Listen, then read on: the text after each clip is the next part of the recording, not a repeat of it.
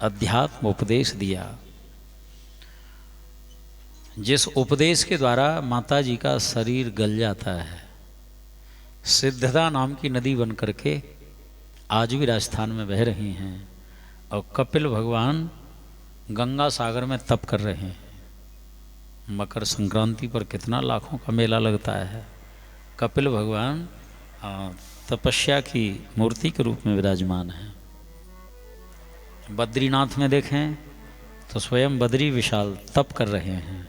जो भगवान हैं वो तप कर रहे हैं, और ये संसारी मनुष्य क्या कर रहा है। मानो हमें ये सीख लेनी चाहिए, हमारा भी जीवन तपस्वी होना चाहिए, तप करना चाहिए हमें। वाणी का तप, श्रवण का तप। अब जिन कानों से हम भगवान की कथा न सुने, अच्छी बातें न सुने, तो संसार रूपी सर्प ही उस कान में प्रवेश करता है और पूरे शरीर में जहर फैल जाता है। नेत्रों का तप, वाणी का तप, हाथों का तप, पैरों का तप, नासिका का तप, हर इंद्रिय से तप करना चाहिए। यदि कोई तप न करे तो तप का उल्टा पतन होता है उस मनुष्य का। इसलिए तप करना चाहिए। गोपाल कृष्ण। आकुति नाम की जो बेटी हैं, प्रजापति रुचि के साथ ब्याही। दूसरी बेटी, और तीसरी हैं प्रसूति। प्रसूति का विवाह प्रजापति दक्ष के साथ हुआ। जिस दक्ष के यहाँ पर 16 कन्याओं के जन्म हुए, 13 कन्याओं के विवाह धर्म के साथ में हुए। धर्म की 13 पत्नियां हैं। जहाँ पर धर्म होता है ना, तो 13 सद्गुणों का वहाँ पर वास होता है, जिनके नाम हैं श्रद्धा, मैत्री, दया, शांति, तुष्टि, पुष्टि, क्रिया, उन्नति, बुद्धि, मेधा, तितिक्षा, हिरी अर्थात लज्जा, और मूर्ति। ये धर्म की 13 पत्नियां। एक धर्म का आचरण करो तो 13 सद्गुण वहां पर रहते हैं निरंतर।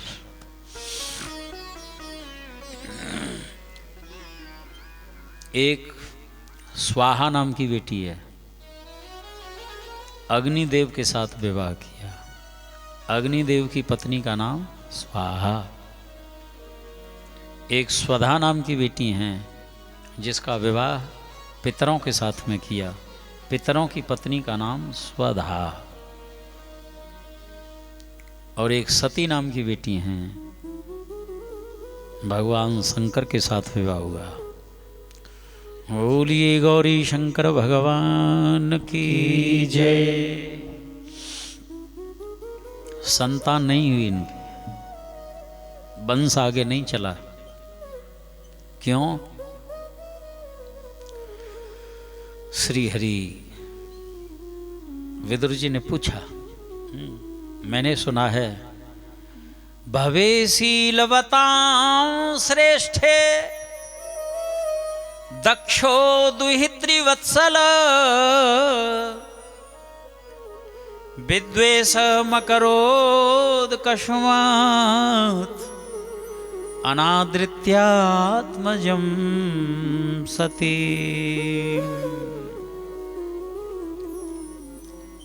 मैंने सुना है भगवान शंकर जो हैं, जितने भी शीलवान देवता हैं उनमें श्रेष्ठ हैं, जिनका नाम ही भोलेनाथ है। इतने भोले हैं, इतने भोले, नाम ही भोला रख दिया उनका। श्री हरि। यदि कोई इनकी आराधना करे सहज में ही प्रसन्न हो जाते हैं। हाँ, और जो भक्त की इच्छा हो वरदान दे देते हैं उसे। श्रीमान नारायण ने तो एक दिन शिकायत की कि तुम बिना सोचे समझे वरदान दे देते हो किसी को। तो इन्होंने कहा कि हम इसी बात के लिए भोले हैं, यदि सोच समझ करके वरदान दें तो कौन भोला कहेगा फिर हमें। साक्षात करुणा के अवतार हैं, कर्पूर गौरम करुणावतारम, क्रोधावतारम नहीं है, करुणा के अवतार हैं साक्षात। हरिशरणम बताते इनके मंदिर में एक कोई चोर आया। प्राय अन्य जितने भी मंदिर हैं उनकी मर्यादाएं हैं, इतने बजे खुलेगा, इतने बजे बंद होगा। भगवान शिव के जितने भी आलय हैं दिन रात खुले ही रहते हैं, कभी कभी भी आवे भगत जो है। रात्रि का समय, अमावस्या की काली रात, अंधकार छाया हुआ था, अंधेरा। उसने क्या अपने शरीर के वस्त्र ही उतारे और उसी में अग्नि लगा दी। प्रकाश तो चाहिए ना, वस्त्रों में अग्नि प्रज्वलित हो गई। देखा ऊपर पीतल का घंटा लटका हुआ है, बड़ा भारी। लालच आ गया, चोर तो था ही। घंटा थोड़ा ऊंचा, भगवान शिव की जो पिंडी थी ना, शिवलिंग, वो भी खूब ऊंचा मोटा था, उसके ऊपर ही चढ़ बैठा। और चढ़ के जो घंटा पकड़ा, भोलेनाथ प्रकट हो गए उसमें से। बोलिए शंकर भगवान की। चोर तो थर थर कांपने लगा, भगवान मैं तो चोर हूँ, चोर हूँ, क्षमा करो मेरे अपराध को। घबरा रहा था वो। भगवान शंकर ने कहा, भैया क्यों घबरा रहा है इतना, मैं तेरे प्रति अतीव प्रसन्न हूँ। कोई आग धतूरा चढ़ाता है, कोई जल चढ़ाता है। देख दीपदान के रूप में तूने अपने शरीर के जो वस्त्र थे उनको प्रज्वलित किया है। दीपदान, ऐसा कोई दीपदान करता है मुझे? और तू तो सर्वांग रूप से मेरे ऊपर समर्पित हो गया, पूरा ही चढ़ गया। मैं प्रसन्न हूं तेरे ऊपर। भवे शीलवताम श्रेष्ठे, शीलवानों में श्रेष्ठ हैं। अकौड़ी न धरा शंभु तथापि परमेश्वर। भोलेनाथ का दिगंबर वेश है, माने दिशाएं ही जिनके अंबर हैं, वस्त्र हैं, अर्थात नग्न वेश में रहते हैं। एक फूटी कौड़ी भी नहीं है पास में, लेकिन फिर भी ईश्वर के ईश्वर कहे जाते हैं। ईश्वर के ईश्वर, परमेश्वर। परमेश्वर नाम से भगवान शिव का ही ग्रहण होता है। और औढ़र दानी है। महाराज दशरथ ने यही प्रार्थना करी, आशुतोष तुम औढ़र दानी। आशुतोष तुम औढ़र दानी। औढ़र माने ओढ़ेल करके जो देता है। आशुतोष तुम औढ़र दानी। आशुतोष तुम औढ़र दानी। आरते हरहु दीन जन जानी। आरती हरहु दीन जन जानी। आरते हरहु दीन जनो जानी। आरती हरहु दीन जन जानी। आशुतोष तुम औढ़र दानी। आशुतोष तुम औढ़र दानी।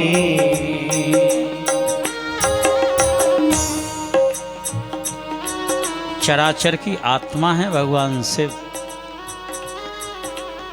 इस समूची सृष्टि में न कोई शत्रु है न मित्र है, अपने भाव देश में डूबे रहते हैं। और ऐसे भगवान शिव से द्वेष करता था दक्ष जो है। जबकि अपनी पुत्री बहुत ही प्राण प्यारी थी, दुलारी थी। क्या कारण था? स्वयंभू मन्वंतर की घटना है।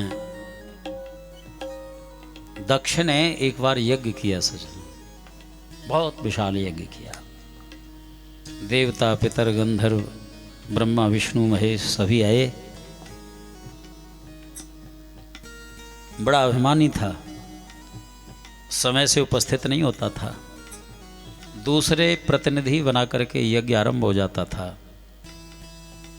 एक दिन चलते हुए यज्ञ में प्रवेश किया। श्री हरि चलते हुए यज्ञ में प्रवेश, सबों ने बड़ा सम्मान किया दक्ष का। भोलेनाथ जो है अपने ध्यान में बैठे हुए हैं, कौन आ रहा है कौन जा रहा है कुछ भान ही नहीं। श्री हरि दक्ष ने देखा कि सबों ने हमको प्रणाम किया, लेकिन इस शिव ने प्रणाम नहीं किया हमें। शिव तो हमारा दामाद लगता है, दामाद पुत्रवत होता है, प्रणाम करना चाहिए था। आंखें लाल हो गई सजन। अभिमानी व्यक्ति को अपने जीवन में पहाड़ों के समान अपराध हों, दोष हों, फिर भी कुछ दिखाई नहीं देता, और सामने वाले में तिल के समान भी हो तो भी पहाड़ों के समान दिखाई दे जाता है। श्री हरि भगवान शिव का इतना तिरस्कार किया इसने। मैंने कितनी भूल करी, अपनी हरिणी के समान जिसके नेत्र हैं बेटी के, इस मरकट लोचन के साथ विवाह कर दिया। भूल करी मैंने। कभी रोता है, कभी हंसता है, शमशान में पड़ा रहता है। हाँ, साप तक दे डाला। किसी भी यज्ञ में इनको अधिकार नहीं दिया जाएगा। जहां पर अपने स्वामी की निंदा हो, किसी संत की निंदा हो, भगवान विष्णु की निंदा हो, शिव की निंदा हो, कभी सहन नहीं करना चाहिए। नंदी ने दक्ष को साफ दे दिया कि इस मुंह से बकबक कर रहा है, तेरा मुंह बकरे का हो जाए। इस यज्ञ के आचार्य भृगु जी हैं, भृगु जी को भी साफ बोला, बक्षा वक्ष का तुम विचार नहीं करोगे। श्री हरि भगवान शिव लौट आते हैं कैलाश पर्वत पर। कोई भी प्रतिशोध की भावना प्रकट नहीं करी, और दोबारा यज्ञ किया इसने कनखल में। सबको बुलाया, लेकिन भगवान शिव को नहीं बुलाया। उनको नीचा दिखाने के लिए इसने दोबारा यज्ञ किया था। आकाश में विमान विचर रहे हैं। सती को जब पता चला कि मेरे मायके में यज्ञ हो रहा है, भोलेनाथ के समीप आती है, प्रार्थना करी, हे स्वामी, प्रजापतेस्ते स्वसुरस्य सांप्रतम निर्यापितो यज्ञ महोत्सव किलः यद्यर्थितामि विबुधा व्रजन्ति वयं च तत्राभिशरामबामते।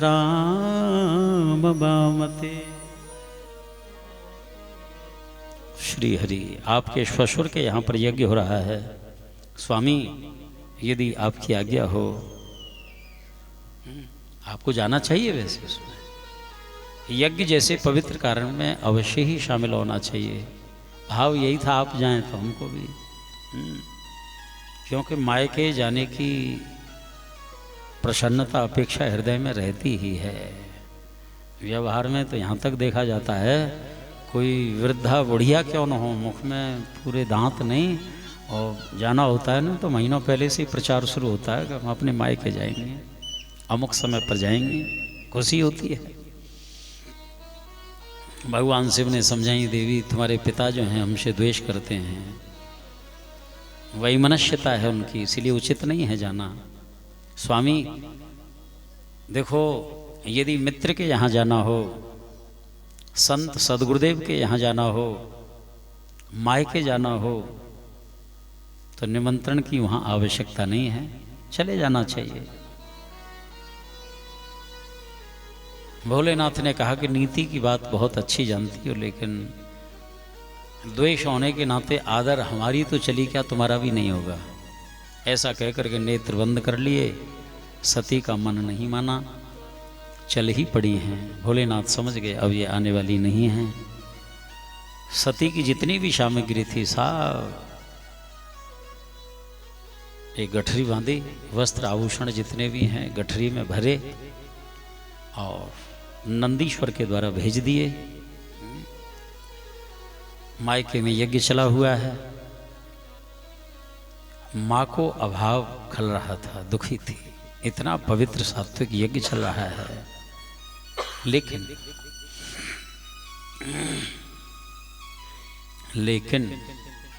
मेरी बेटी नहीं आई, क्या करूं। इतने में ही जैसे ही आई, मरे हुए शरीर में जैसे प्राण आ जाते हैं, वैसी प्रसन्नता वही।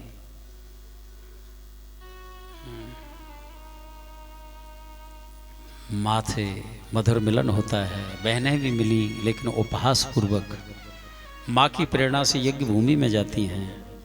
दक्ष ने मुख मोड़ लिया, देखा तक नहीं, लगता है शंकर आ गया। वो अपमान भी सहन कर लिया, लेकिन जब देखा वहाँ पर कि सभी देवताओं की गद्दियाँ हैं, सबके नाम अंकित हैं, लेकिन भोलेनाथ की कोई गद्दी नहीं है, ये अपमान सहन नहीं हुआ। 87,000 वर्ष का वियोग सहा, उस समय इतना दुख नहीं हुआ जो आज अपने स्वामी का जो तिरस्कार हुआ उसका अपमान हुआ। और इतना ही नहीं, पिता को खरी खोटी बातें कही हैं, यज्ञ के ईशान कोण में बैठ जाती हैं और योग में स्थित हो जाती हैं। अस कही जोगी अग्नि तनु जारा, अस कही जोगी अग्नि तनु जारा, भयहु सकल मख हाहाकारा, भयहु सकल मख हाहाकारा,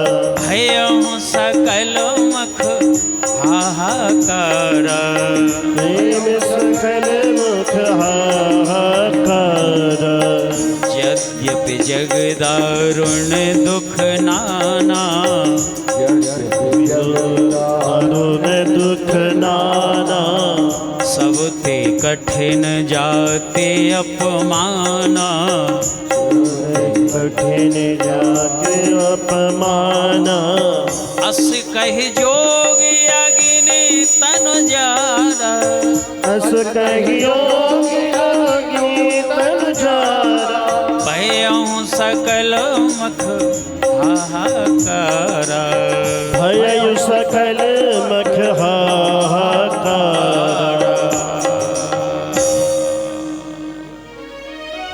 सती ने अपना देह योगाग्नि में भस्म कर दिया। सच में हाहाकार मच गया वहाँ पर। ये संदेश देवर्षि नारद के द्वारा जैसे ही भोलेनाथ को मिला, एक जटा पकड़ करके जैसे ही पृथ्वी पर पटकी, भगवान शंकर का दूसरा रूप प्रकट हो गया, वीरभद्र। बोलिए वीरभद्र भगवान की जय। साथ में भयंकरी सेना भी प्रकट भई। आदेश किया कि दक्ष के यज्ञ को विध्वंस करो। आज वीरभद्र ने थोड़ी ही देर में नगरी को चारों तरफ से घेर लिया, यज्ञ के खम्भों को उखाड़ करके फेंक दिया, मांगलिक कलश फोड़ डाले, सभासदों की पत्नियों को भयभीत करने लगे। पकड़ लिया दक्ष को संज्ञापन विधि के द्वारा और मुंड को धड़ से अलग करके उसी अग्निकुंड में डाल दिया। बोलिए शंकर भगवान की जय। जहाँ पर भगवान शिव का तिरस्कार होता है, उसका परिणाम यही होता है सजनों। शिव माने कल्याण होता है। जिस यज्ञ में कल्याण की भावना न हो, शिव का आदर न हो, वो यज्ञ कैसे सफल हो सकता है। इसमें ब्रह्मा का भी अनादर है। ब्रह्मा को विधि भी कहते हैं। जिस यज्ञ में विधि न हो, कोई व्यतिक्रम करे जानबूझ करके, तो वो यज्ञ सफल नहीं हो सकता। ब्रह्मा के द्वारा भगवान शंकर जो हैं संस्तुत होते ही और यज्ञ को संपन्न कराया है। दक्ष को बकरे का मुख लगाया गया, भृगु के दाढ़ी लगाई है, भग को नेत्र प्रदान किए हैं।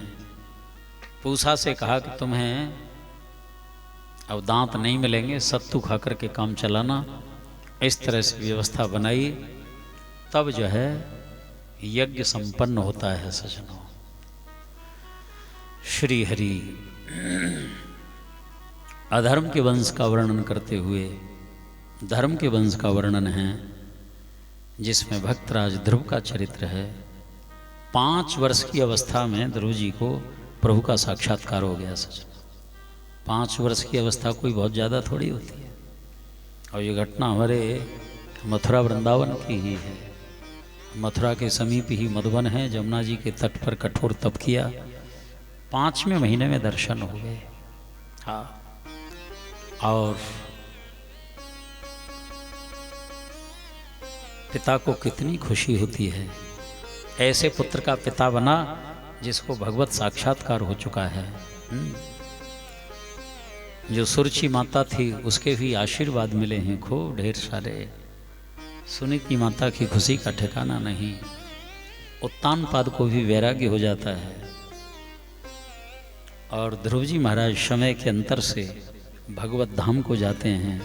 विमान आया है उसमें आरूढ़ होकर के। और इतना ही नहीं, मृत्योर मूर्धनि पदम दत्वा आरोहाद भूतम गृहम। मृत्यु देवी के मस्तक के ऊपर सिर धर के ध्रुव जी भगवत धाम को प्राप्त होते हैं। ध्रुव सगलान जपेउ हरि नाउ, पायहु अचल अनुपम ठाऊं। अचल और अनुपम ठाम प्राप्त किया है। इन्हीं के वंश में वेन नाम के राजा हुए, जो अंग के पुत्र हैं। जिस वेन के शरीर में से मुर्दा शरीर था, संतों के अभिशाप से साक्षात लक्ष्मी नारायण ही पृथु और अर्ची के रूप में प्रकट होते हैं। धर्म पूर्वक प्रजा का पालन किया है। इसी वंश में प्राचीन वर्ही नाम के राजा हुए, जिनको देवर्षि नारद ने पुरंजनोपाख्यान के माध्यम से अध्यात्म का दिव्य उपदेश दिया है। और इसको वैराग्य हो गया, आत्मोद्धार कर लिया इसने। कहने का भाव, जब तक हमारे जीवन में संत सदगुरुदेव की कृपा नहीं होती, पुनरप जननम पुनरप मरणम पुनरप जननी जठरे शयनम गतागतम काम कामा लभंते, यह चक्र जो है समाप्त नहीं होता। श्रीमद् भागवत जो है भक्ति प्रधान ग्रंथ है, भक्ति को बढ़ाने वाला है। माया का प्रभाव जो है उसके ऊपर नहीं होता। कहते नहीं, भक्त जो है भगवान के पास गया, भगवान ने कहा क्या चाहिए तुम्हें। देखो, एक तरफ भक्ति देवी है, एक तरफ माया है। क्या कौन सी चाहिए इनमें तुम्हें? बोलो प्रभु, इनमें अंतर क्या है? यदि तुम्हें स्वयं को नाचना हो, माया को ले जाओ, और हमें नचाना हो तो भक्ति को ले जाओ। जहाँ भक्ति होती है स्वयं भगवान नाचते हैं। भक्ति महारानी जी नृत्य करती हैं। धन्यम वृंदावनम तेन भक्तिर नृत्यत यत्र च। श्री हरि भक्ति नाचती है सजनों। भक्ति के ही भगवान वश में होते हैं। इसीलिए भक्ति ही करनी चाहिए मनुष्य को। जैसे गृहिणी स्वामी के आगमन पर घर को सब तरह से साफ सुथरा सुसज्जित कर देती हैं, ठीक वैसे ही भक्ति महारानी जी हृदय को सुंदर बना देती हैं और उसी हृदय में भगवान का आगमन होता है, विराजमान होते हैं, वास करते हैं। श्री हरि श्रीधाम वृंदावन जो है भक्ति प्रधान, हाँ प्रेम प्रधान है। जैसे ज्ञान की भूमि काशी बताई है, वैराग्य की भूमि अयोध्या, लेकिन भक्ति की भूमि वृंदावन है।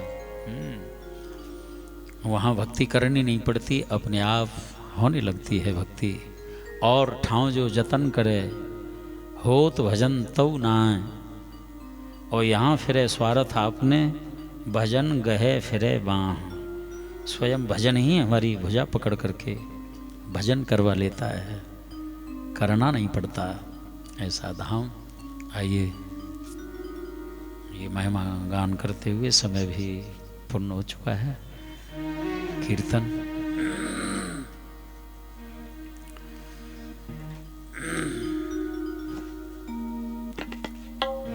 श्री वृंदावन चहुँ ओर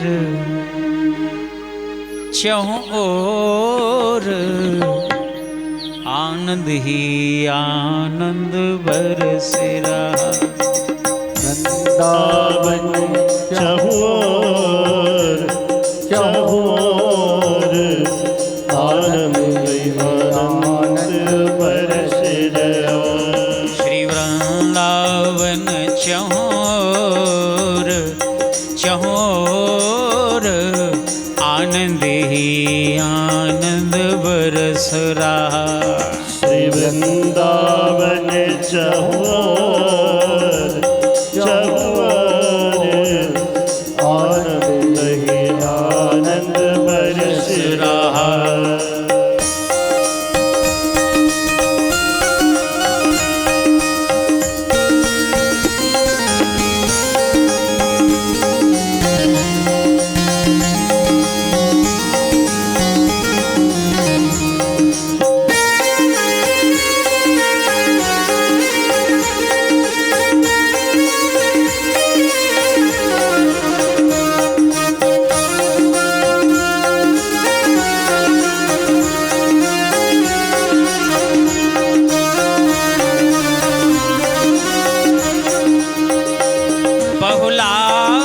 मधुवन श्रीनिधिवन बहुलावन मधुवन श्रीनिधिवन।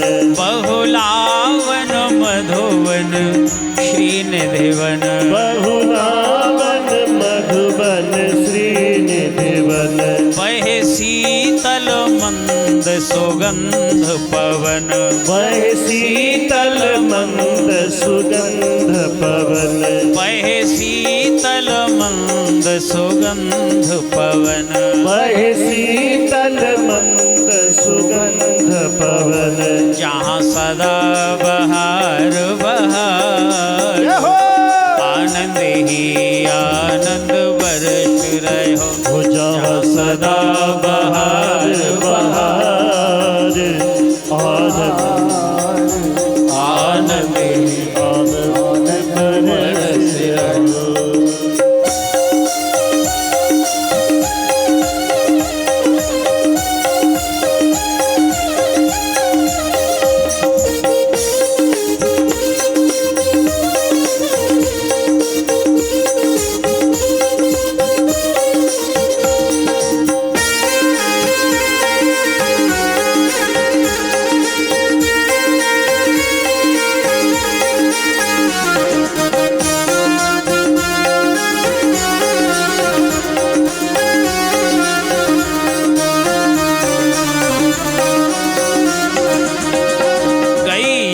पाछे बन बन डोले